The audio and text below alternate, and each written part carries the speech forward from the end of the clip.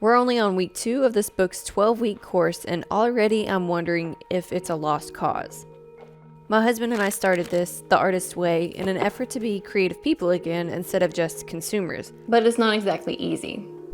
As you can imagine, week 1 was fun, smooth, exciting, like January 1st for your New Year's resolutions. But then week 2 came around, and so did the reality of life. It kind of broke the whole 12-week plan. I mean, look, here's us week 1, and here we are now. Different hair, different home, and even a different country. But still not past week 2. Unfortunately, I think what happened to us is what happens to most people who try to finish this book or start any kind of new creative routine. And it leaves us with a choice. Do we continue on, start it over, or is there a good reason that people quit at this point? Let's rewind a bit so that we can decide together. Here's how week 2 should have gone. As the book says, every week you're supposed to 1. Read the chapter and do the exercises, 2. Write morning pages every day, and 3. Go on a solo artist date. So we started by sitting and reading chapter 2, which is about identity, self-doubt, attention, and sabotage, which is quite relevant to this video, but I'll get to that later. We tried our best to get through the entire chapter at the start of the week, but we were busy the first day. And the second day, we only had an hour to spare, so we didn't finish the chapter until the third day. The reading truly is the first hurdle to this entire course because it's the first thing that you have to force yourself to make time for. Then at the end of the chapter is my least favorite part, which is the exercises.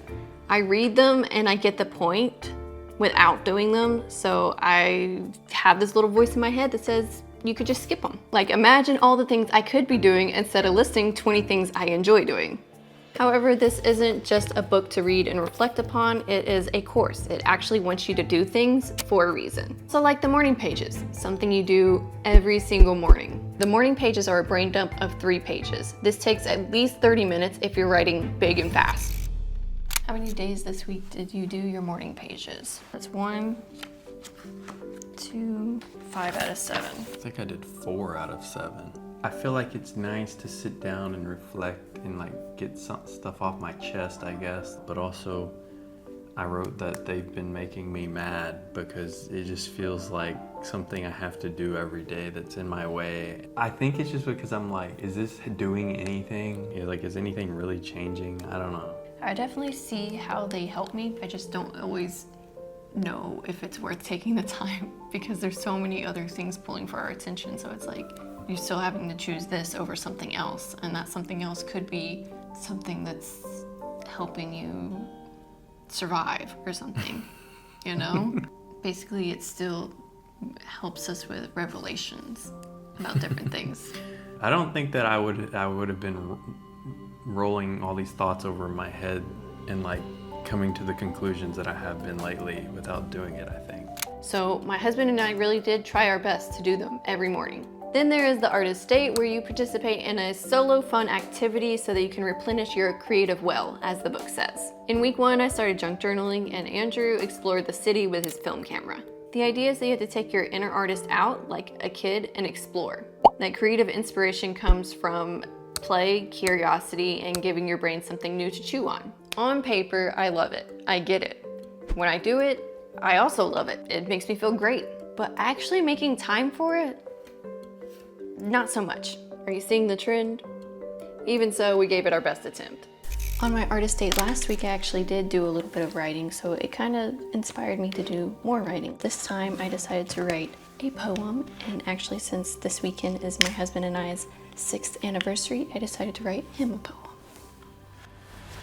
That artist date was pretty rushed, but there's always something special about rediscovering an old hobby like writing. And whether you're working through this book or not, I think that artist dates are still a great idea. It's something I've been trying to do ever since I learned about them a few years ago, and it's something that I will continue to do for the rest of my life, I guess. A lot of my favorite artist dates have included learning, which brings me to a great resource for that, the sponsor of this video, Skillshare. A big shout out to them for making this video possible and for supporting my channel. This class, Your Solopreneur Strategy, Build a One-Page Plan to Grow Your Business with Clarity, is the one that I'm working through today, and I know it sounds like work, but I actually find planning to be really fun. I really love how Tamara gave very specific questions to help us build the plan, and how she gave personal examples based on her own businesses. That's one of the things that makes Skillshare stand out.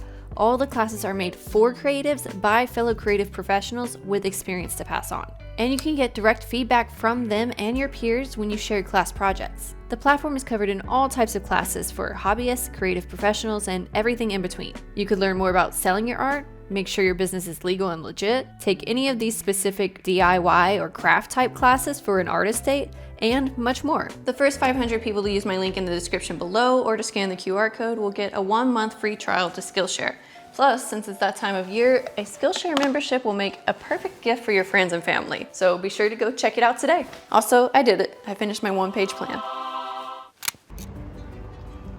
So I'm back at the park, and I wanted to do for my artist date this week, maybe just take some time to kind of meditate or just take some time off of my phone a bit. I'm not gonna do a whole lot for the artist day, but I think that this is actually going to be very helpful for me this week because I need to stop doom scrolling social media.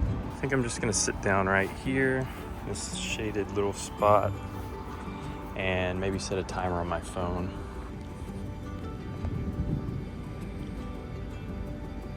I just finished my 30 minutes and honestly, that was pretty eye-opening. My first impression is like 30 minutes felt like a long time. I do have to say though, I really think that I learned something from this because I honestly don't know when the last time was that I just gave myself 30 minutes to kind of do nothing and just think and ponder and just let my thoughts go from one thing to the next. And I don't know, it was weird. It felt like the world slowed down and suddenly there was this sort of like anxious, like tense feeling just kind of went away, and I was able to just watch the birds kind of fly around, and it felt like all of that just kind of faded out, and it was just me and my thoughts, and I was just thinking about all sorts of things, but in a way that felt refreshing. This kind of feels like a lost art. Like, you know, this is like what the master artists and filmmakers and people that existed way before phones were ever a thing. Like, they would just sit and just kind of like read or just think. Even when I was sitting there was a guy sitting across from me on another bench, and he was just scrolling his phone the whole time for like 30 minutes, and I caught myself because I almost started judging him, and I was like, wait, this is what I do all the time. I really think it was helpful, and I wasn't being just bombarded with anxiety from all of this horrible news or, you know, these takes that you're reading on a constant, you know, basis on social media, where you're just like, oh well, this person said this, oh well, this person said that, and like we're constantly being fed these opinions. We just don't get that natural sort of time to sit and just think. That's kind of what I took away from this, and I think that I'm going to be doing this a lot more in the future. Neither of us think these are pointless tasks. Like, I see the usefulness, just like I see the usefulness of going to the gym. Doesn't mean I'm rolling out of bed and getting on a treadmill every morning. The reality is we did week 2. We read through the chapter even though it took a few days. We did the exercises even though we said we'd come back and finish them later. We did the morning pages, just not consistently. And we did the artist date. It was just a little rushed.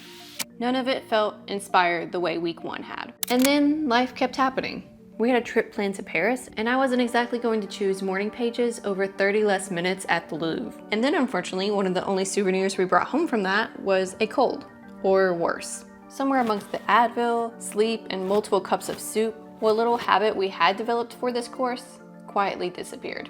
That was kind of it. It wasn't a specific decision to put the book down.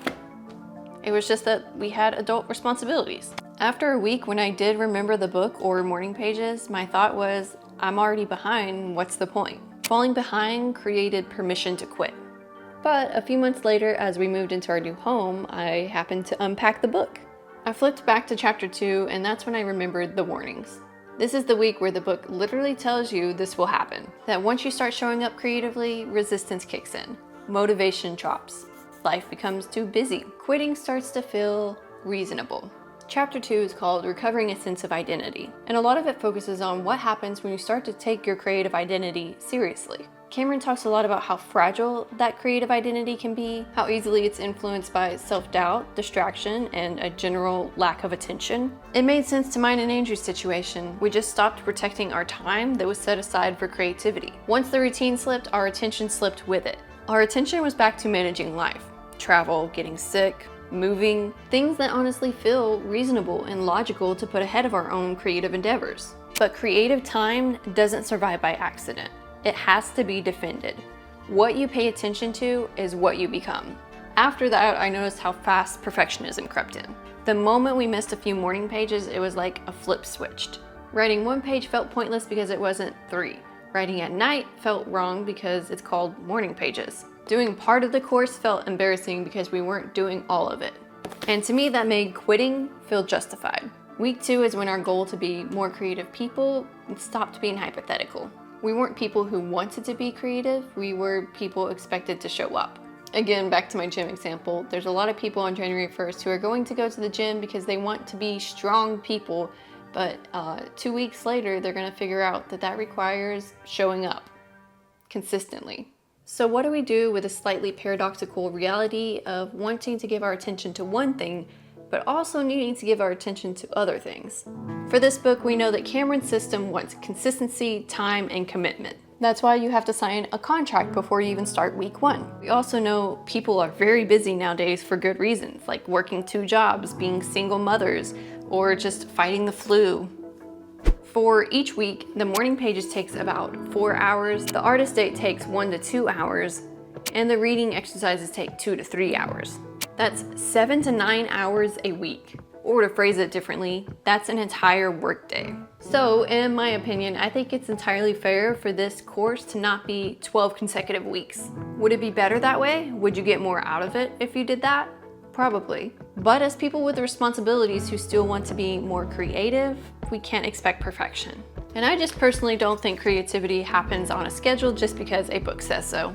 This is all mainly a huge reminder to myself because when I don't do something the right way, it triggers my perfectionism and causes me to lose motivation. And with that comes guilt, which causes me to start avoiding things. I'm working on all that, don't worry. While I do understand the importance of structure and doing things even when we don't have motivation, some nuance for you, I think that it's important to give ourselves grace when we have adult responsibilities. Showing up at all is more important than rigidly sticking to a course or routine like this. For people wired like my husband and I, our goal just has to be to do this to the best of our abilities, but maybe messily and maybe in as much time as it takes. If you need a smaller notebook to do your morning pages in, okay. If you need to type your morning pages instead, okay. If you can only do this in 3-week increments with breaks in between, it's okay. You'll eventually make it through the book and you'll gain something from it. It could still even be life-changing. So if you're watching this because you started something creative and stalled out, a book, a project, a habit, whatever, maybe this is your week 2. Not the week where you decide if you've done everything the right way or if you're even good enough to finish it, but the week where you decide you're willing to continue, even if it's inconvenient and imperfect. For my husband and I, after reviewing everything, I think we have decided not to give up and not to restart the book either. We're just continuing. We're going to stop treating resistance like a verdict. Just because something is hard doesn't mean we should give up. Instead, resistance is going to be information to us. This is hard. Why is it hard? Let's figure it out because it might be for a good reason. Maybe it's something we should continue. What is your opinion on what we've decided to do? Do you feel like it is cheating or is it okay for us to do it imperfectly? I don't know. But we'll let you know how week 3 goes. It's just not going to be next week.